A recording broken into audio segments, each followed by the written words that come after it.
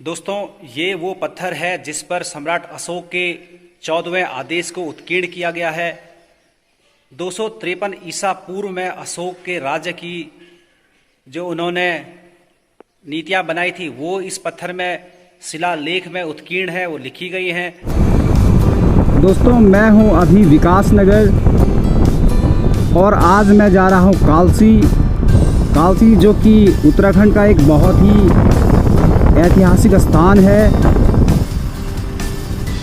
दोस्तों, कालसी में सम्राट अशोक के शिलालेखों को संभाल के रखा गया है।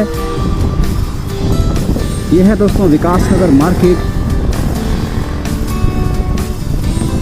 देहरादून से लगभग 40 किलोमीटर 45 किलोमीटर दूर दोस्तों विकास नगर है। तो चलिए दोस्तों, सबसे पहले तो पेट्रोल पंप है तो बाइक पे तेल डाल देते हैं। बाइक में तेल डालने के बाद मैं आ गया हूँ। ये सामने है डाक पत्थर चौक, लेफ्ट हैंड साइड जाएगा डाक पत्थर के लिए। पुलिस वाले खड़े हैं तो मोबाइल मेरे को रखना पड़ेगा। दोस्तों, विकास नगर जौनसार बाबर क्षेत्र का मेन मार्केट है और इस मार्केट में डेली बेसिस पे ग्रामीण क्षेत्र से लोग अपने रोज़मर्रा की चीज़ों के लिए आते रहते हैं। और विकास नगर में ये वाली जो गाड़ी आपको दिख रही होगी दोस्तों, यही वाली गाड़ियाँ यहाँ पे ज़्यादातर चलती हैं। आप मेरे देखेंगे ये सारी की सारी वही गाड़ियाँ हैं। अब इसका दो बेनिफिट है दोस्तों, इस पर एक तो सामान आ जाता है, दूसरा इसमें सवारियाँ भी आ जाती हैं। तो दोस्तों, मैं हूँ अभी अम्बाड़ी विकास नगर से आगे है कालसी रोड पे। आप देखेंगे दोस्तों, यहाँ से ना फिर पहाड़ स्टार्ट हो जाते हैं।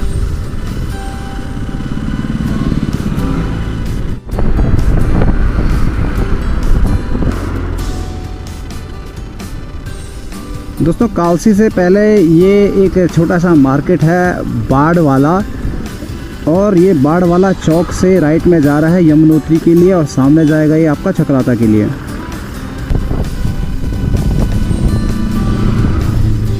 दोस्तों, राइट में जाएगा ये कटा पत्थर साधना केंद्र। और यहाँ पे मैं बता देता हूँ दोस्त, कटा पत्थर में लोग अपनी फैमिली के साथ में एक छोटा सा पिकनिक स्पॉट है, जहाँ पे लोग जो यहाँ पे यमुना नदी है उसमें नहाने के लिए आते हैं। ये वाला जो मार्केट है ये जमनापुर बालवाला में आता है दोस्तों।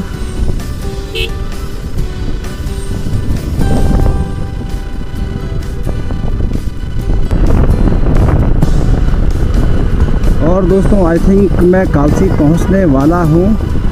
अब इतना आइडिया तो मेरे को नहीं है दोस्तों, लेकिन ये एक पुल है यहाँ पे। आई थिंक पुल पहले उस साइड में रहा होगा जो कि टूट गया है, और अब ये नया वाला पुल है। तो काफ़ी बड़ा पुल है दोस्तों। ये कम से कम 400-500-600 मीटर का तो होगा दोस्तों, क्योंकि जहाँ तक ये दिख रहा है अभी।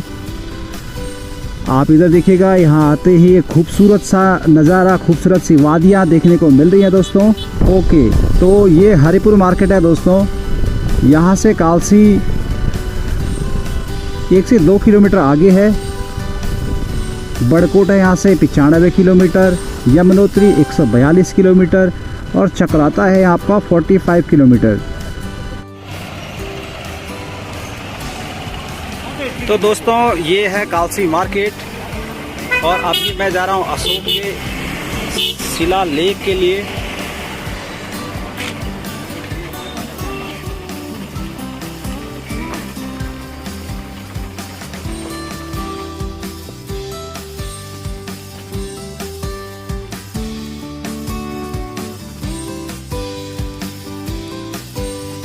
तो दोस्तों, पहुंच गया हूं मैं कालसी, जहां पे अशोक के शिलालेखों को संभाल के रखा गया है। ये मैं दिखा देता हूं आपको। यहाँ से जैसे हम यहाँ पे आते हैं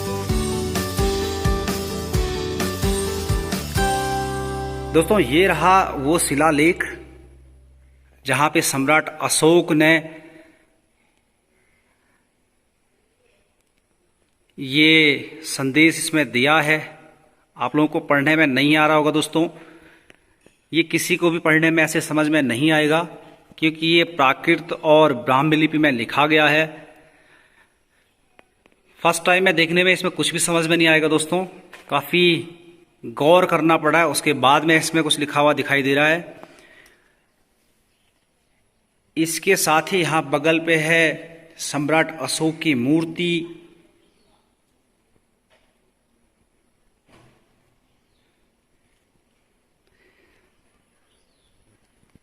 और अभी यहाँ पे जो सर यहाँ पे ड्यूटी कर रहे हैं उनसे मैं मिला था यहाँ पे, तो उनका कहना था कि यहाँ पे जो ये बाढ़ यहाँ पे की गई है, जो गेट यहाँ पे लगाया गया, पहले यहाँ पे कोई गेट नहीं था, तो लोगों का आना जाना डायरेक्ट अंदर होता रहता था, जिसकी वजह से लोग हाथ या पानी वगैरह इस पे डाल देते थे।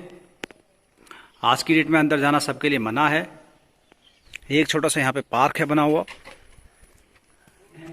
इसके साथ साथ में कुछ पत्थर भी यहाँ पे रखे हुए हैं, जो कि उसी टाइम के पत्थर हैं, जिनमें आप देखेंगे तो कुछ मूर्तियाँ भी बनी हुई हैं। ये गोल जो गुंबद टाइप आपको यहाँ पे गोल दिख रहा होगा, ये मंदिरों के ऊपर रखने वाला एक पत्थर होता था।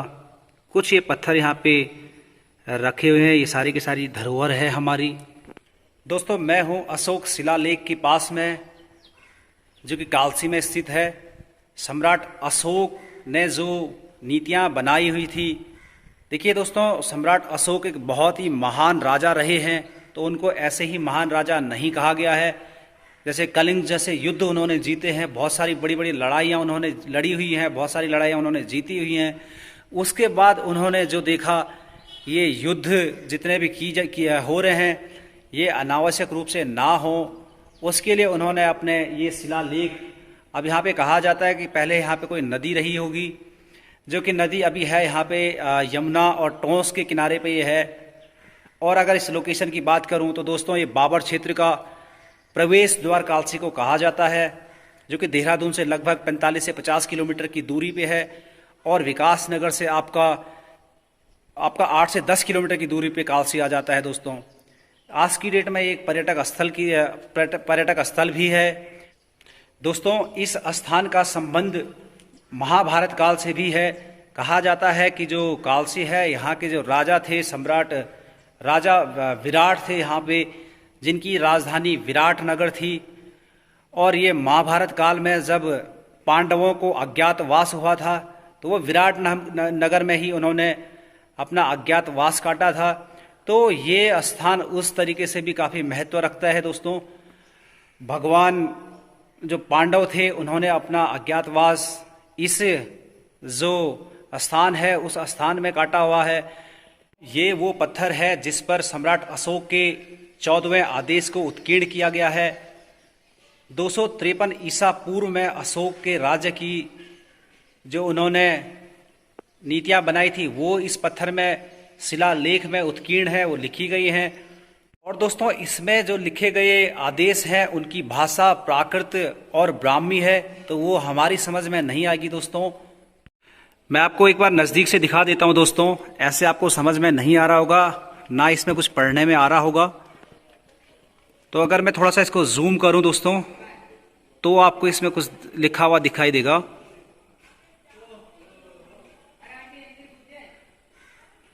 ये चारों तरफ से इसमें कुछ ना कुछ लिखा हुआ है। दोस्तों,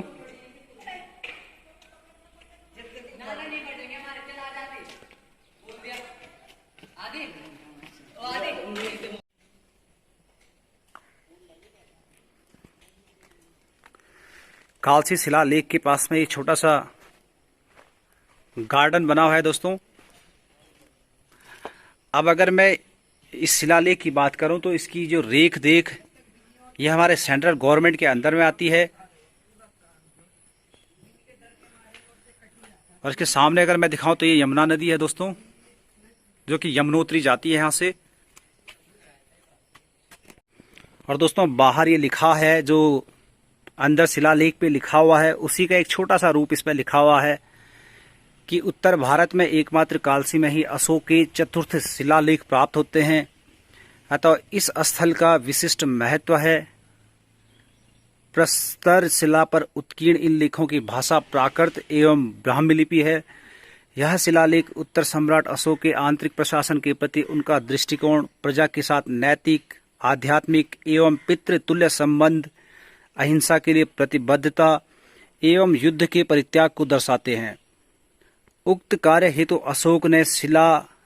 अशोक ने निषेधात्मक एवं प्रयोगात्मक नीतियों की घोषणा की।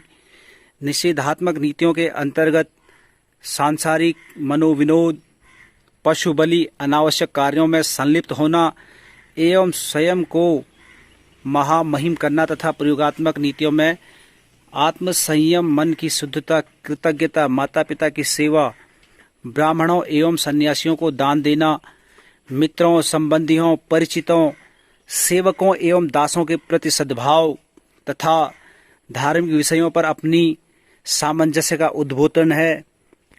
उक्त नीतियों के क्रियान्वयन हेतु सम्राट अशोक ने शासकीय भोगशाला में जानवरों के अनावश्यक वध पर प्रतिबद्ध, पशु एवं मानवों की चिकित्सा की व्यवस्था, समस्त प्राणियों के हित के लिए औषधीय वृक्षों को लगाना, धर्म महामात्रों की नियुक्ति, भेरी घोष या युद्ध घोष के स्थान पर धर्म घोष द्वारा विजय उल्लेखनीय है। अशोक ने न केवल अपने साम्राज्य अपितु पड़ोसी देश चोल, पांडाल्या, केरल पुत्र एवं सुदूर दक्षिण में ताम्रपर्णी के अतिरिक्त पश्चिमी देशों के समकालीन यूनानी राजाओं, जिनमें सीरिया के अंतियक द्वितीय थियोस, इजिप्ट के टॉलसी द्वितीय, फिलाडेल्फस, मैसिडोनिया के एंटीमोनस गोनकिस, सीरिन के भगस तथा इपिरस के अलेक्जेंडर के साम्राज्य में भी धर्म विजय हेतु इन उपदेशों का प्रचार प्रसार किया है। अतः ये अभिलेख प्रमाणित करते हैं कि अशोक द्वारा प्रतिपादित उपदेश व्यवहार में तथा प्रयोग में हुए, जिसके कारण अशोक की गणना विश्व के महानतम शासकों में की जाती है।